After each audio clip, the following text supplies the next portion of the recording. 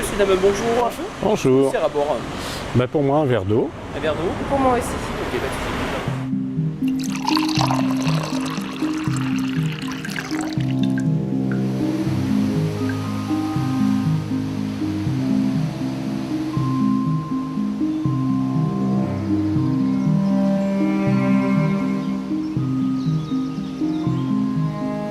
Alors Michel, quand on parle de l'eau à Thiers, on pense tout de suite là du Rolle, mais ce n'est pas tout. Pourtant, quand on se promène à Thiers, on voit pas énormément de fontaines.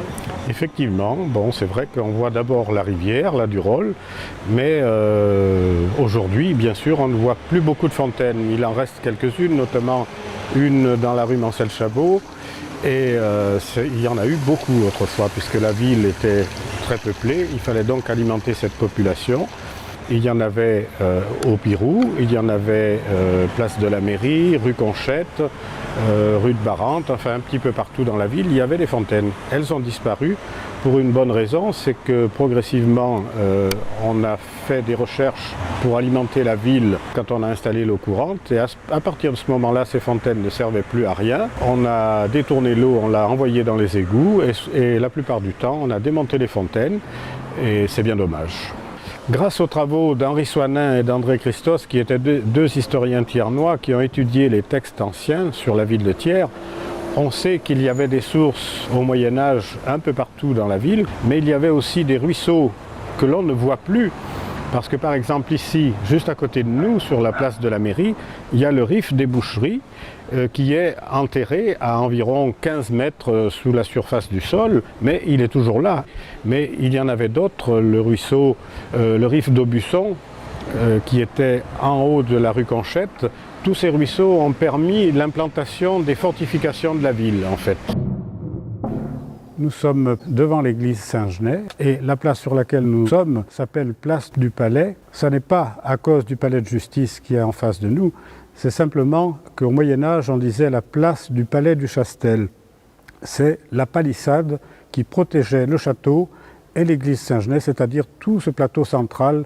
C'est ici que la ville a pris son essor, avant l'an 1000, puisque déjà au VIe siècle, Grégoire de Tours est venu prier sur le tombeau de Saint-Genès. Il y avait aussi une source dite miraculeuse. C'est ici, dans cette petite rue, sous les chapelles qui ont été construites au XVe siècle, que se trouvait la source. Et une partie de l'eau s'en allait en direction de l'ouest par la porte de la Boue, et l'autre partie descendait dans ce qui est actuellement les jardins sous l'hôpital.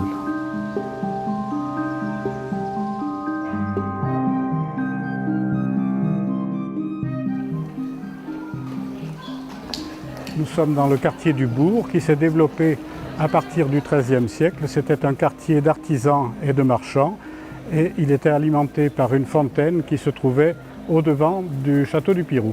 Cette fontaine était alimentée par une source qui provenait du haut de la rue du Bourg. Ensuite, le trop-plein repartait en direction de la porte Salmand à l'emplacement de la charcuterie Brel, puis elle descendait en direction de la rivière.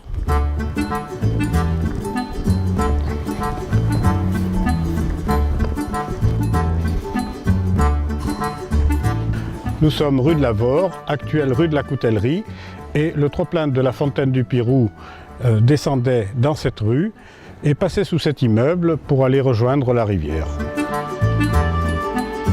Nous sommes ici près du Rif des Boucheries, le ruisseau des Boucheries.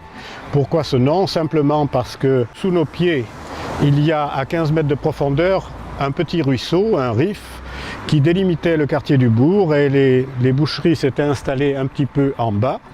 Et évidemment, ils déversaient tous leurs immondices dans ce précipice qui était au bord du ruisseau. Par la suite, quand on a créé cette rue, on a fini de combler le ruisseau, ce qui fait qu'on ne le voit plus aujourd'hui, mais quelquefois il se rappelle à notre souvenir en creusant, et quelquefois sous la rue il y a un trou qui se forme. C'est le ruisseau qui travaille encore dessous.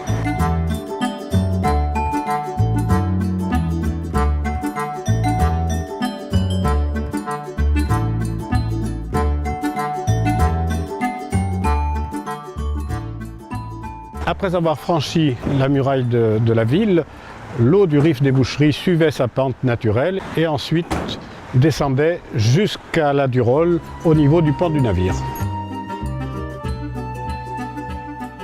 Nous sommes dans la rue Pasteur, près de l'ancienne porte du lac. À proximité, il y avait un ruisseau dénommé le ruisseau du lac, le Rif du lac, qui a déterminé l'implantation des murs de la ville à cet endroit. C'est-à-dire que la rue Pasteur actuelle, c'est un passage derrière la muraille, une lisse, et ce portail du lac permettait d'accéder à la Durolle, c'est-à-dire les gens qui allaient travailler sur la rivière passaient par la porte du lac, comme d'autres passaient par la porte Saint-Jean.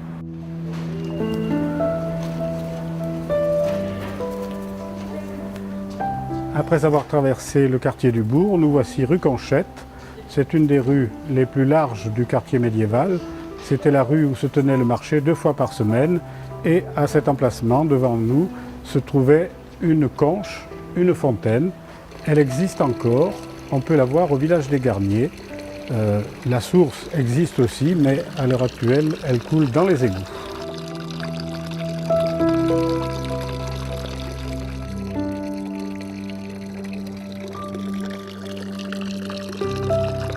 Nous voici au quartier de la Porte-Neuve. La Porte-Neuve délimitait l'extrémité nord des fortifications et pour la défendre, au devant, il y avait un ravin très profond où coulait le Rif d'Aubusson.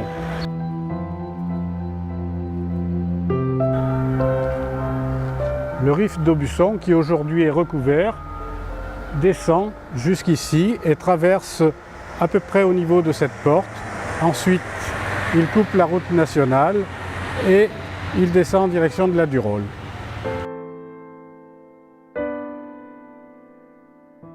Dans le bas de Thiers, au quartier du Moutier, la Durolle vient de finir sa course dans la vallée et là, au Moyen-Âge, elle s'étalait. On est près du pont que l'on appelle pont du navire, mais qui autrefois s'appelait le pont Auchon ou pont Auchou. Du fait, lors des crues, elle déposait des limons et elle fertilisait les terres autour. Dans notre région, une terre appelée ouche ou loche, c'est une bonne terre.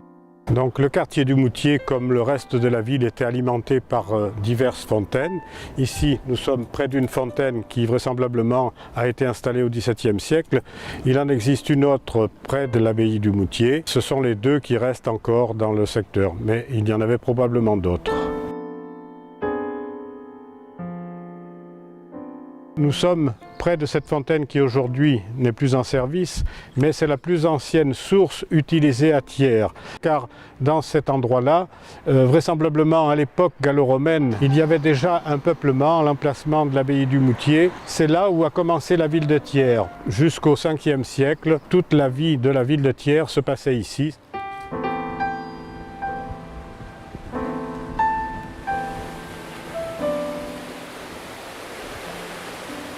Nous sommes maintenant à l'îlot Navaron. C'est le nom de la famille qui était propriétaire de ces usines et qui utilisait la force motrice de la rivière. Ici, nous avons 2 grandes roues à aubes avec la particularité des roues thiernoises, c'est-à-dire par en dessous du faible débit de la rivière par moment et des chutes d'eau. Donc on prenait l'eau par en bas. Et nous sommes sur un bief de dérivation qui a été créé à l'origine par les moines du Moutier, car ce sont eux les premiers qui ont utilisé la force de l'eau pour créer 1 puis 2 moulins fariniers. Par la suite, ils ont donné ce que l'on appelait des bennevis, des permis, pour créer des prises d'eau pour faire tourner des roues de moulin. Et par la suite, les seigneurs de Thiers feront de même tout au long de la vallée.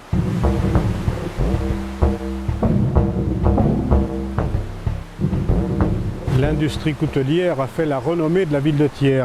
Mais il n'y a pas eu que la coutellerie à Thiers, il faut le rappeler. Il y a eu des papeteries, il y a eu des tanneries, des gaineries et des fabricants de cartes à jouer, des maîtres cartiers. Et ici, nous avons près de nous un séchoir à papier, témoin de l'activité de papeterie. D'ailleurs, l'usine Navaron était un ancien moulin à papier.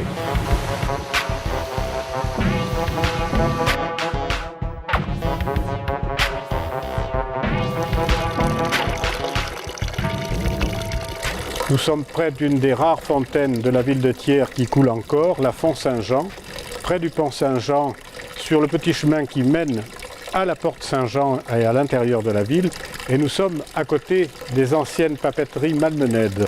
c'était une des plus importantes familles de papetiers de la ville de Thiers.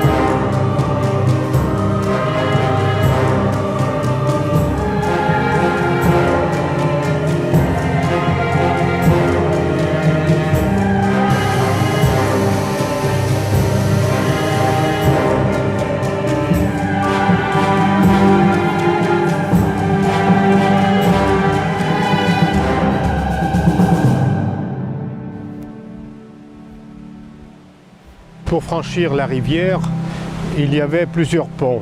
Ici, nous sommes sur un des plus importants, le pont de Séchal, qui était tout de suite à la sortie de la ville, l'ancienne route de Lyon. Mais bien sûr, il y avait d'autres ponts.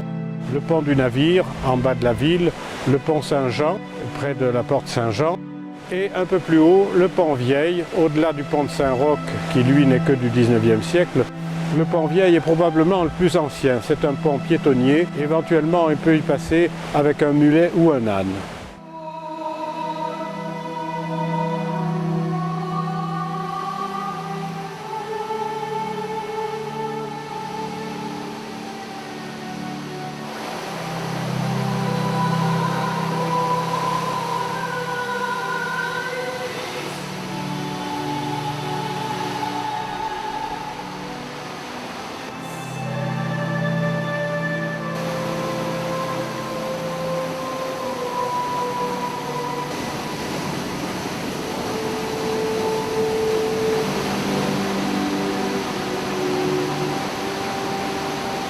L'alimentation en eau potable a toujours été un problème pour la ville de Thiers. Déjà au XVIIe siècle, on a des problèmes récurrents de manque d'eau, souvent par manque d'entretien des canalisations. Mais la population augmentant, il a fallu rechercher des sources. Et au XVIIIe siècle, on a recherché de nouvelles sources au-dessus de la ville de Thiers. Et puis après, au XIXe siècle, il a fallu encore rechercher d'autres alimentations en eau. On est allé jusqu'au village de Pissebeuf, de Prudent. Et puis ensuite, à la fin du XIXe siècle, on a construit le barrage de la Murate qui a résolu pour un temps le problème d'alimentation en eau. Mais en 2003 encore, la ville a bien failli manquer d'eau parce que le débit était insuffisant. Et peu de temps après, on a rehaussé ce barrage qui permet une meilleure alimentation des quartiers hauts de la ville. Mais il y a aussi la ville basse. Et là, pour alimenter les nouveaux quartiers qui ont été créés à partir des années 70, on a fait des pompages dans la nappe phréatique, ce qui résout à peu près les problèmes d'alimentation en eau de la ville.